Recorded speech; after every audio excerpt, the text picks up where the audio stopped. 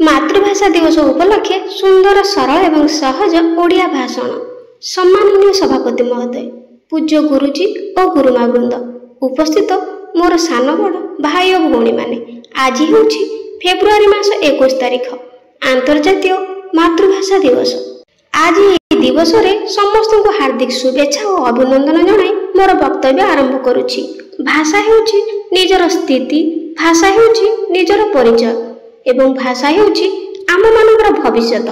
Nelson मांडेलाଙ୍କ भाषारे If you talk to a man in language, he understands that goes to his head, but if you talk to him in his mother tongue, it goes to his heart।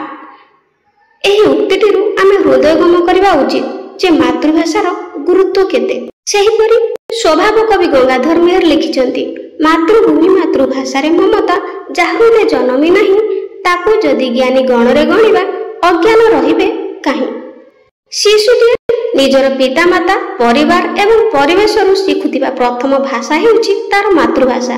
व्यक्तिटी हृदयर आवेग को तथा निज मनर कथा को निज मातृभाषा साहाय्य जेते सहज एवं सुंदर भाव अन्य मानक निकट में प्रकाश करिपारे, अन्य कौनसी भाषा रे ताहा सहजरे संभव होई नथाय।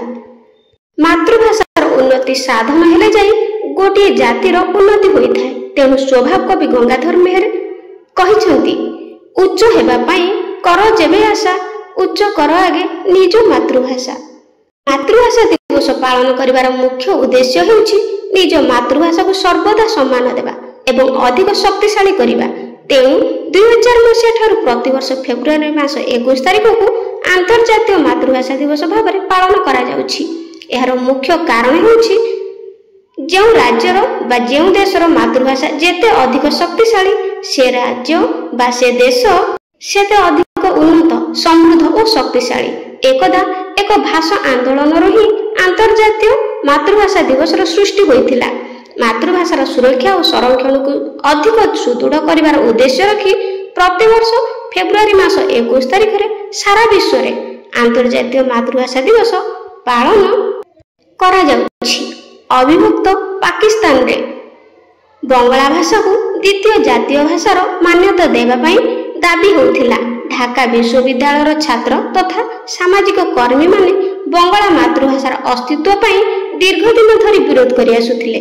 1952 मसीहा फेब्रुआरी 21 तारिख दिन एही भाषा आंदोलन एभली तीव्र रूप धारण कला जे पाकिस्तान सरकार आंदोलनकारीଙ୍କ ऊपर गुली चलाइथिले, जेउथिरे कि अनेक लोक प्राण हराइथिले। तेणु निज मातृभाषा पई शहीद होइथिबा तथा प्राण बलि देइथिबा लोकमानक स्मृति रे मातृभाषा दिवस पालन करिया पई बांग्लादेश सरकारଙ୍କ तरफरु यूनेस्को रो स्वीकृति परे 2000 मसीहा ठारू प्रतिवर्ष फेब्रुआरी 21 तारिख को अंतर्जातीय मातृभाषा दिवस रूपे पालन करा जाउछि। मु गर्वर सहित कहिबाकू चाहूछि जे मु ओडिया, मो मातृभाषा भारी बढ़िया। मातृभाषार जय हेउ। शेष रे मु एतिक कहि मोर वक्तव्य शेष करूछि। पिला माने वीडियोटी भल लागिथिले चैनल को लाइक शेयर सब्सक्राइब करबा जमार भूलिबेनी। आज पे रहउछि, धन्यवाद।